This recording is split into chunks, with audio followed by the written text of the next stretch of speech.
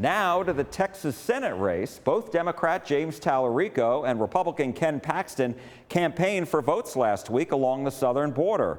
Both are hoping to attract voters who 2 years ago chose President Trump, who changed the Texas map by winning most of the border counties for the first time for a Republican.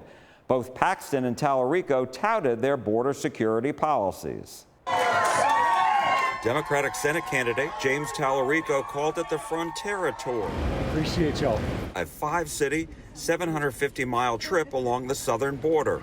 In Texas's Big Bend, Talarico stood with a bipartisan group of elected leaders to lay out what he calls his common sense border security plan.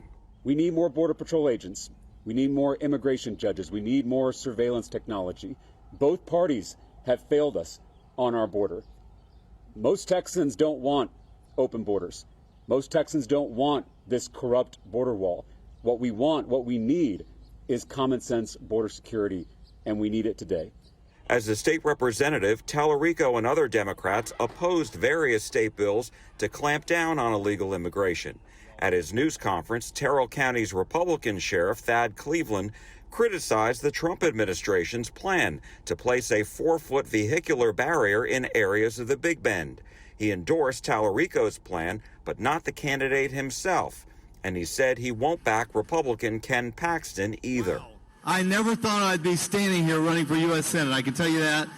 In McAllen, Paxton held his first campaign event since beating Senator John Cornyn in the Republican primary runoff. He emphasized his record of suing the Biden administration over its border policies, which resulted in record illegal immigration, according to government statistics.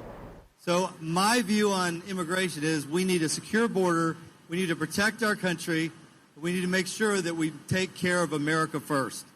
Now, I don't think my opponent, you've heard his name before, I don't think he would be filing lawsuits against Joe Biden. Paul Perez, president of the National Border Patrol Council, endorsed Paxton. Polls show this race is neck and neck. Their campaign stops along the southern border highlight the importance of South Texas this year.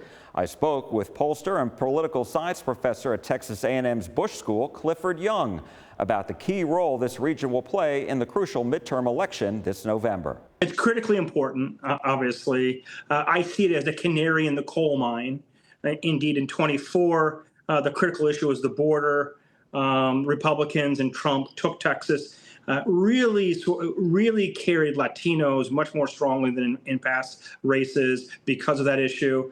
And so the critical question today is, what are those issues that are really weighing on Texans in general and Texans in the South? And it is affordability.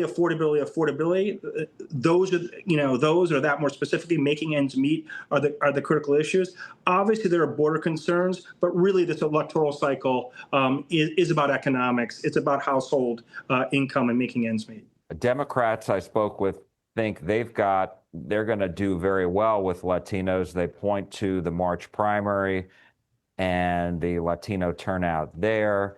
And do you agree with that? Yeah, it's hard to say, obviously, at this point. But what we do know is that Latinos are voicing their frustrations around, again, affordability.